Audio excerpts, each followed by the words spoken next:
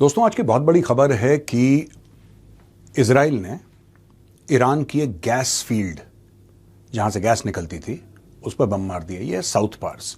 अब आप मैप पे देख सकते हैं क्लियरली कि साउथ पार्स है क्या, ये पूरा मैटर है क्या और ये ईरान के लिए क्यों जरूरी है। तो सबसे पहले मैं आपको बता दूं हुआ क्या। इजरायली एयरफोर्स के जहाज उड़े और साउथ पार्स पे इन लोगों ने बमबारी करी, बहुत भयानक बमबारी करी।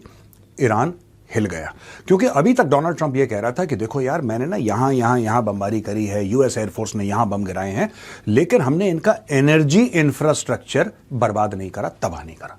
ये डोनाल्ड ट्रंप आज तक स्टोरी सुना रहा था। डोनाल्ड ट्रंप का यह भी कहना है इस पूरी बमबारी के मामले में कि यार मुझसे नहीं पूछा गया, इजराइल ने अपनी मर्जी से बम मार दिए साउथ पार्स पे। अच्छा, इसमें दो तीन चीजें हैं जो हमें समझनी पड़ेंगी। पहली चीज तो यह है कि सारी मीडिया रिपोर्ट्स ये कहती हैं कि अमेरिका को पता था कि ये बमबारी करने वाले हैं। ये कोलोकेटेड है ना कई जगह, भाई ये कोलोकेटेड हैं। आप इजराइल के अंदर आप इनके बेसिस देखिए, और जगह ये कोलोकेटेड है, यानी कि वहां पे इजरायली एयरफोर्स भी है, यूएस एयरफोर्स भी है, they are together both of them. तो ये कहना कि साहब हमें नहीं पता था और इजरायली चुपचाप कर गए, हमें नहीं पता, इनको सब पता था। एनीवे, इन लोगों ने बोला कि नहीं साहब, हम इस पूरे मामले में नहीं पड़ेंगे। अब हुआ क्या कि जब साउथ पार्स पे बम गिराए इजराइल ने, तो ईरान ने पलटवार किया और भयानक पलटवार किया। तो दोस्तों, जब ईरान ने पलटवार किया तो कतर के ऊपर बम गिर। साहब ये साउथ पार्स है, it is divided between Qatar and Iran, तो ये एक कॉमन जगह है। तो कुछ हिस्सा उनका, कुछ हिस्सा इनका। तो यहां पे उन्होंने मारे बम तगड़ी तरीके से, इतनी ज्यादा मिसाइल मारी, इतने ज्यादा ड्रोन मारे कि वो जो इलाका था कतर के अंदर वो बंद हो गया। It has been shut down. बड़ी मुश्किल से आग वाग बुझाई है, लेकिन एरिया इज शट डाउन। वहां पे अब एक्सट्रैक्शन नहीं हो रहा है। फिर उन्होंने यूएई को दोबारा निपटाया, एक बार फिर बम मारे, फिर मिसाइल मारी, फिर सऊदी अरब के ऊपर उन्होंने हमला कर दिया। यहां पे डोनाल्ड ट्रंप कह रहा है कि नहीं, ये तो बहुत गलत है और तुम मत करना, और अगर तुमने अगली बार अगर तुमने कतर पे हमला करा तो फिर देखना, हम सब कुछ खत्म कर देंगे, हम तुम्हारा ऑयल एंड गैस सब कुछ बर्बाद कर देंगे।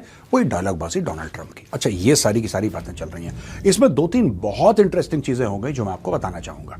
सबसे पहले दोस्तों, आपने एक बात नोट करी होगी इसमें, ये जो मैं पूरी स्टोरी आपको समझा रहा हूं, आपने एक बात नोट करी, इजराइल ने बम मारे ईरान के ऊपर। फिर से समझा रहा हूं, इजराइल ने बॉम्ब्स और मिसाइल किधर मारी? ईरान के ऊपर। ईरान ने जवाबी कार्रवाई करी बड़ी तगड़ी, लेकिन ईरान ने जो जवाबी कार्रवाई करी है उसने इजराइल के ऊपर नहीं करी। इजराइल ने हमला करा था, वापस इजराइल पे हमला करिए? ना ना ना, ईरान ने ऐसा काम नहीं करा। ईरान ने कतर को मारा, ईरान ने कतर को मारा, ईरान ने यूएई को मारा, ईरान ने सऊदी अरब को मारा। अब लोग ये बात पूछ रहे हैं कि साहब हमने तो तुम्हारे ऊपर हमला करा ही नहीं अभी तक, तुम हमारे ऊपर मिसाइल मार क्यों रहे हो? तुम्हारा मैटर क्या है? हमने क्या करा भाई? हमारी तरफ से कोई हमला गया हो तुम्हारी ओर तो बताओ। जो इजरायली जेट्स जो उड़े हैं वो कतर से थोड़ा ना उड़े हैं।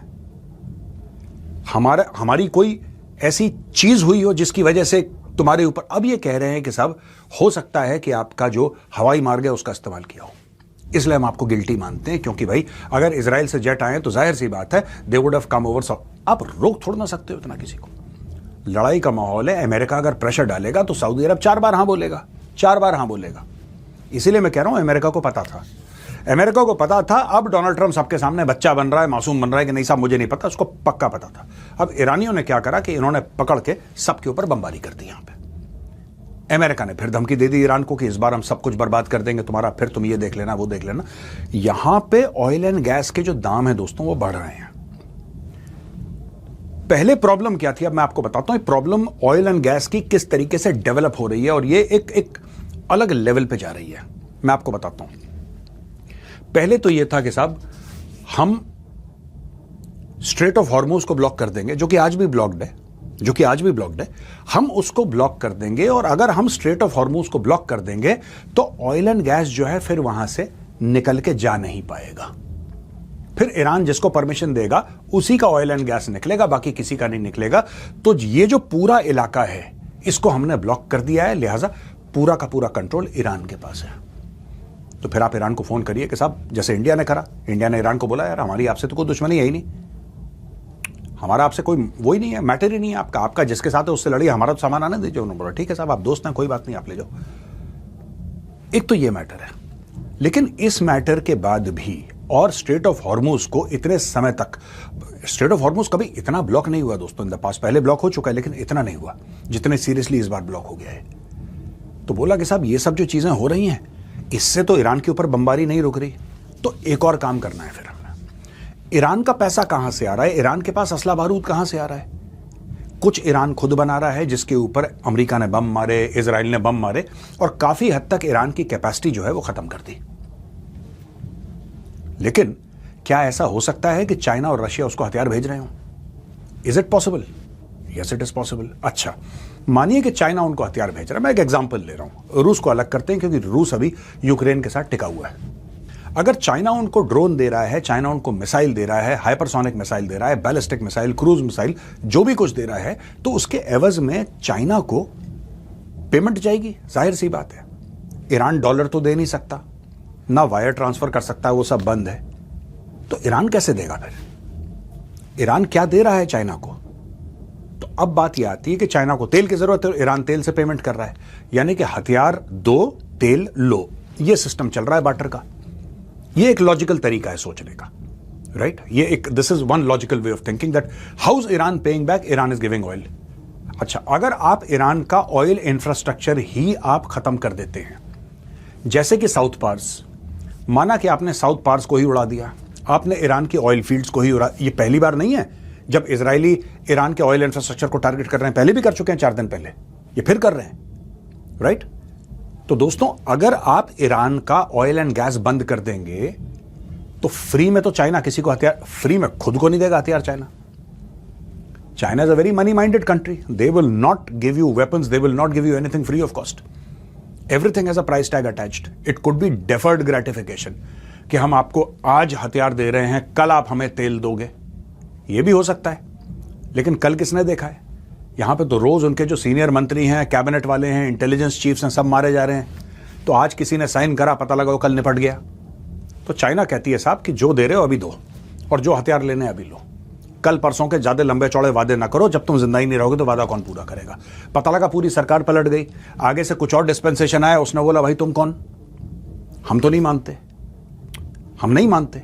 जैसे फॉर एग्जाम्पल मोहम्मद यूनुस ने बांग्लादेश में कई ऐसी डील साइन करी हैं, अब नई सरकार आई है, डेमोक्रेटिकली इलेक्टेड सरकार है, तारिक रहमान प्रधानमंत्री है, वो कहता है यार ये किसने साइन करा, जरा बताओ मुझे समझाओ किसने साइन किया है, ये तो गलत है। अब वो बोलेगा Tariq Rahman has been given blessings by the people of Bangladesh. He is the prime minister because the people of Bangladesh have blessed him. Therefore, he is the prime minister. So it's his right to ask questions. He'll ask questions. Similarly, कल अगर Iran में कोई और सरकार आ जाती है, वो सवाल पूछेगी कि भाई आप कौन? ये आप कौन वाला जो मैटर है, इसको कौन सॉर्ट आउट करेगा? इसीलिए हम आपको आज हथियार देते हैं, आप हमें आज तेल दो। अच्छा, वो जो तेल दो और हथियार लो वाला मैटर है, उसी के ऊपर इजराइल ने बोला कि पहले यहां पे खत्म कर देते हैं पूरा मैटर। तो जैसा मैंने बोला, स्ट्रेट ऑफ हॉर्मुज को ब्लॉक कर रखा है। स्ट्रेट ऑफ हॉर्मुज को ब्लॉक करना तब तक ठीक है दोस्तों, जब वहां पे एक्चुअली तेल जा रहा हो, क्योंकि आप किसको रोक रहे हैं? वहां पे जो मछली मार रहा है उसको थोड़ा ना रोक रहे हैं, ऑयल एंड गैस जो पास कर रही है उसको रोक रहे हैं। असली प्रेशर तो उससे बनेगा। असली प्रेशर तब बनेगा ना कि ऑयल एंड गैस के बड़े बड़े टैंकर जा रहे हैं, कोई चाइना जा रहा है, कोई इंडिया जा रहा है, कोई जापान जा रहा है, कोई फलाना, कोई दुनिया भर के ऑयल के और गैस के टैंकर जा रहे हैं, आप उनको रोक रहे हैं, दुनिया पे प्रेशर बन रहा है। यही तो स्टोरी है। यहां पे ईरान ने क्या करा है कि स्ट्रेट ऑफ हॉर्मुज ब्लॉक कर दिया। वहां पे इजराइल ने क्या करा कि इनके तेल और गैस पे बम मारे, मिसाइल मारी, इनका प्रोडक्शन रुक गया। जब इनका प्रोडक्शन रुक गया ईरान का, तो फिर ईरान ने जवाबी कार्रवाई करी, बाकी सबका प्रोडक्शन रोक दिया। जब बाकी सबका प्रोडक्शन रोक दिया, तो अब सवाल यह आता है कि स्ट्रेट ऑफ हॉर्मुज से जाएगा क्या? जब जमीन से कुछ निकलेगा नहीं, तो यहां पे पानी में जाएगा क्या? यहां पे बात अटकी है दोस्तों। अब आप देखेंगे धीरे धीरे धीरे स्ट्रेट ऑफ हॉर्मुज का जो ट्रैफिक है, जो अभी तक ईरान की मर्जी से चलता था कि ईरान बोलेगा अच्छा ठीक है, इंडिया के जहाज जाओ, इस फलाने देश के जहाज मत जाओ। अब दोस्तों इस पूरे मामले में एक बदलाव आएगा। बदलाव यह है कि जहाज तो तब जाएंगे ना जब जमीन से तेल निकलेगा, गैस निकलेगी, तब तो आप जाके जहाज में उसको डालेंगे, तब वो स्ट्रेट ऑफ हॉर्मुज पार करेगा। इन्होंने ओरिजिन पे हिट करा है। पहले इजराइल ने हिट करा, फिर ईरान ने, और ईरान ने, फिर आपको याद दिला रहा हूं, बड़ी इंटरेस्टिंग बात है, हमला किसने करा? इजराइल ने। बदला किस पे निकाला ईरान ने? सऊदी अरब पे। बदला किस पे निकाला? कतर पे। बदला किस पे निकाला? यूएई में, जिनका कोई लेना देना नहीं है इस अटैक से। अब दोस्तों इजराइल का ये कहना है कि साहब देखिए, आपने हमारे हाइफा रिफाइनरी पे आपने बमबारी करी तो हमने जवाब दे दिया आपको।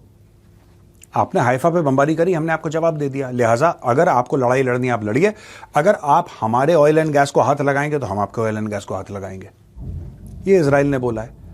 आपको यह भी पता होगा कि 4-5 दिन पहले डोनाल्ड ट्रंप ने बमबारी करवाई थी खड़ग आइलैंड की, जो कि ईरान का एक आइलैंड है जहां से 90% of Iran oil and gas जो है वहां से पास थ्रू होती है। लेकिन उस समय भी डोनाल्ड ट्रंप ने जो ऑयल का इंफ्रास्ट्रक्चर था उसको उसने हाथ नहीं लगाया, उसको खरोच तक नहीं आई। उसने मिलिट्री इंफ्रास्ट्रक्चर को टारगेट करा, वहां पे ऑयल एंड गैस को छोड़ दिया। लेकिन दोस्तों जब इजराइल लड़ेगा ना, इजराइल रहम नहीं करेगा। अमेरिका एक बार सोच ले, यार ऑयल एंड गैस है, छोड़ो यार, इससे क्या है, हो सकता है कल हमारे काम आ जाए। Iran is totally ruthless in this regard. Iran जब कार्रवाई करेगा तो ऑयल एंड गैस पे मारेगा, और इजराइल जब कार्रवाई करेगा तो ऑयल एंड गैस पे मारेगा।